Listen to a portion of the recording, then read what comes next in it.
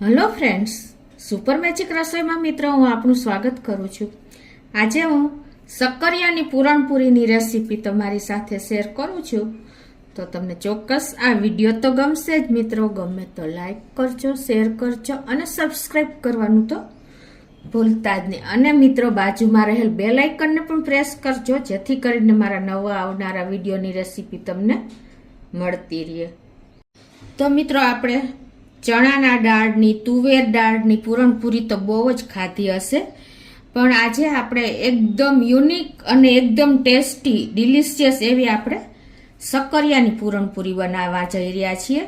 તો એના માટે મિત્રો જો આપણે આ વ્હાઈટ શક્કરિયા લેશો ને તો એમાં પેલા ફાઈબર એટલે કે રેસા જે હોય છે ને એ ઓછા હોય છે, એટલે શું થશે કે તમને બહુ ઈઝી પડશે અને પલ્પ પણ સારો એવો નીકળશે।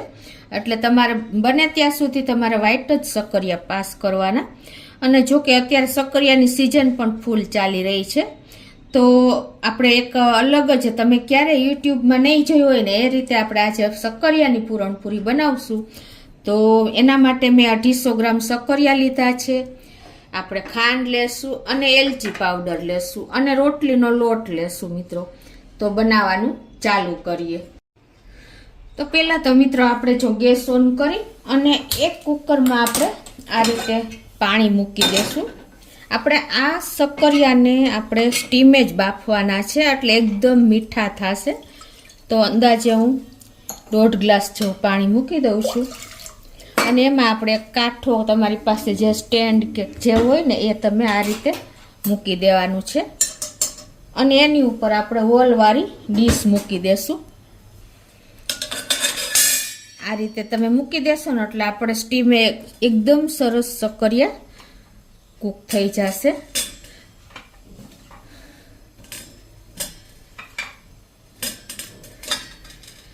અને પછી આને આપણે ઢાંકીને સ્લો ટુ મીડિયમ ફ્લેમ ઉપર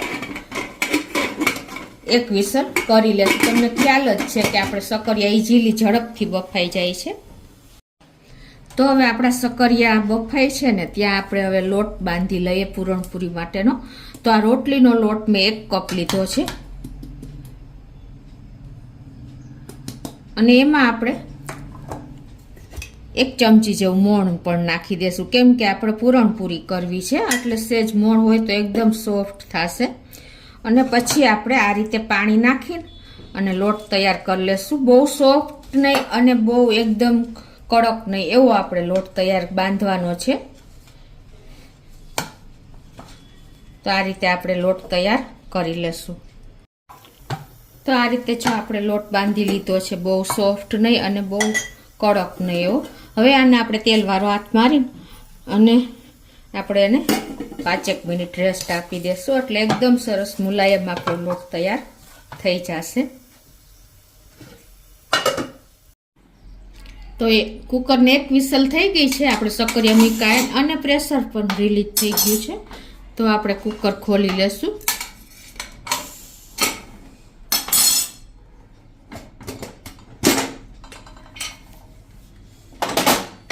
અને આપણા શક્કરિયા પણ કૂક જ થઈ ગયા હોય મિત્રો, જો સરસ કૂક થઈ ગયા છે। તો હવે એને આપણે બહાર લઈ લેશું। તો હવે આ શક્કરિયા આપણે ગરમ છે ને ત્યાં જ આપણે આને ફોલી લેશું આ રીતે। તો આ રીતે આપણે છાલ ઉતાર્યા પછી જો આપણે કુકરમાં કે જે વાસણમાં આપણે કરવા હોય ને આપણે એનું પૂરણ એમાં નાખી દેશું અને પછી એને આપણે આ રીતે પ્રેસ કરી લેશું। આમાં આપણે હોતા જ નથી રેસા, એટલે નહીતર તમને શક્કરિયાની પૂરણપૂરીમાં મજા ન આવે। વ્હાઈટ શક્કરિયા હશે અને રેસા નહીં હોય ને પિંક શક્કરિયામાં તો જ આની પૂરણપૂરી સરસ થશે। તો આ રીતે જો એકદમ સરસ આપણે સ્ટીમે બાફ્યા હતા ને એટલે જરા પણ પાણી નથી થયું શક્કરિયામાં, ચેડું નથી, તમને ખ્યાલ આવી જતો હશે।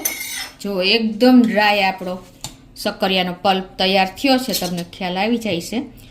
તો હવે આપણે આને ગેસ ચાલુ કરી અને આપણે આગળની પ્રોસીજર કરશું, એનો માવો બનાવશું। તો આ આપણે 250 ગ્રામ શક્કરિયા છે, તો આપણે ઓલરેડી શક્કરિયાનો ટેસ્ટ ગળ્યો જ હોય છે, તેમ છતાં આપણે થોડીક ખાંડ નાખશું. એટલે અત્યારે હું 3 ટેબલ સ્પૂન જેવી ખાંડ નાખું છું.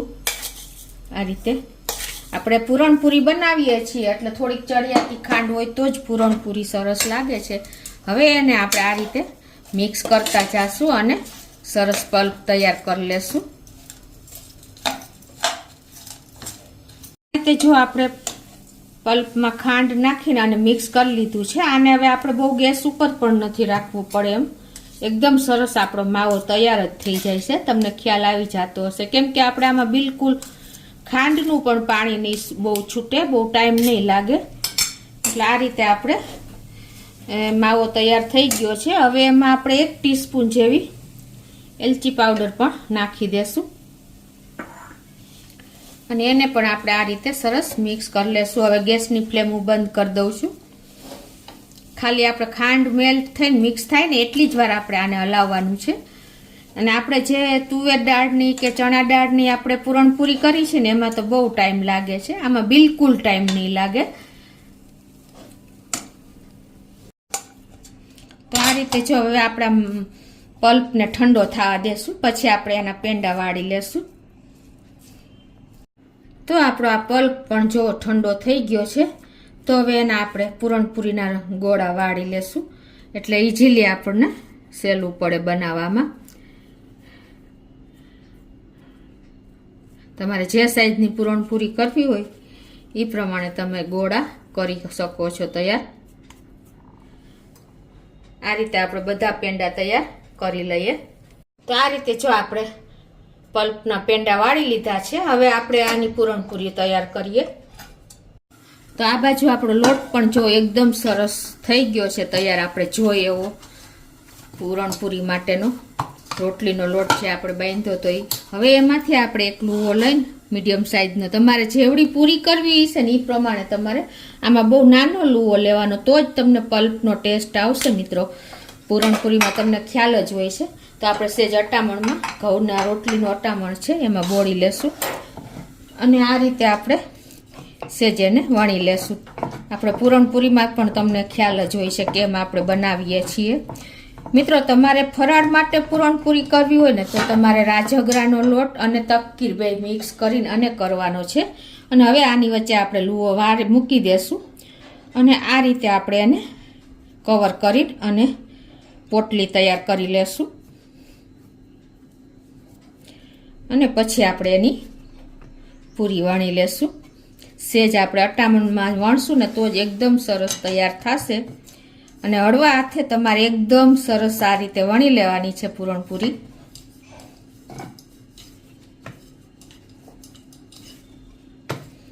જેટલો આપણને પલ્પ વધારે હશે ને એટલી આપણને પૂરણપૂરી મીઠી લાગશે મિત્રો.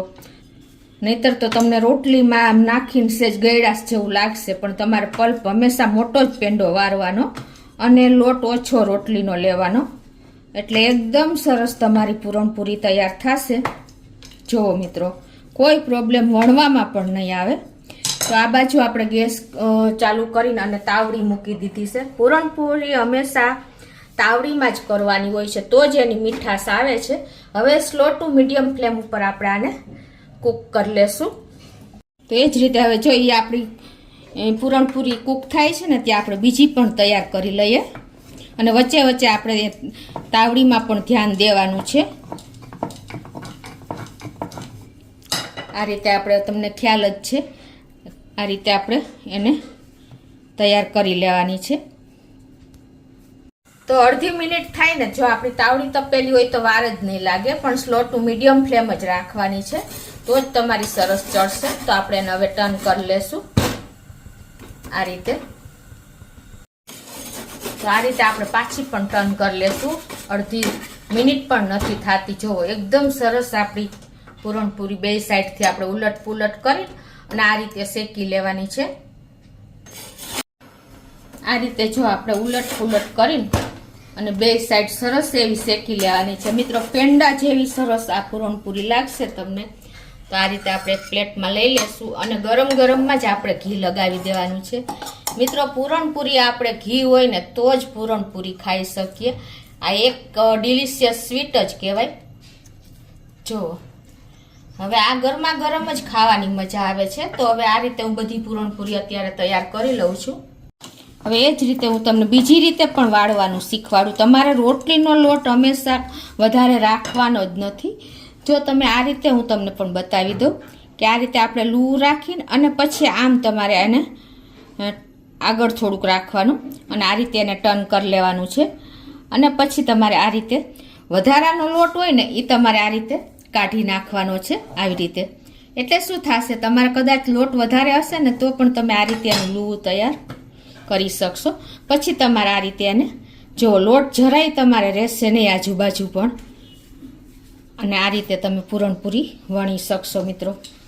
એને અટામણમાં બોળીને અને પછી આ રીતે તમારે વણી લેવાની છે.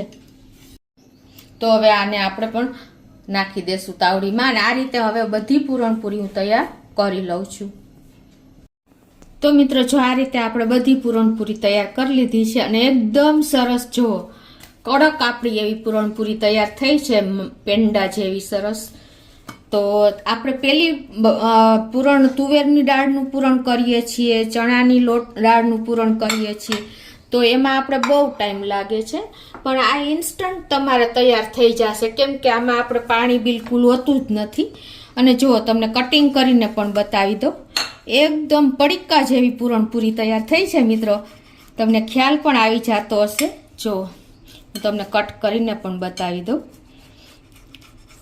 એકદમ આપણે હાથમાં લઈને ખાઈ શકીએ ને એટલી એકદમ પીઝા જેવી કડક જો છે ને, પલ્પ ફૂલ અંદર ભરેલો છે તો પણ આપણી પૂરણપૂરી વણાઈ જાય છે. જો મિત્રો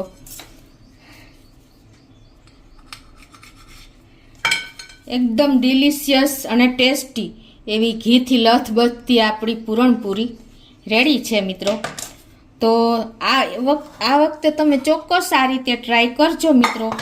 અને તમને મને કોમેન્ટ બોક્સમાં જણાવજો કે તમને આ મારો વિડીયો કેવો લાગ્યો મિત્રો.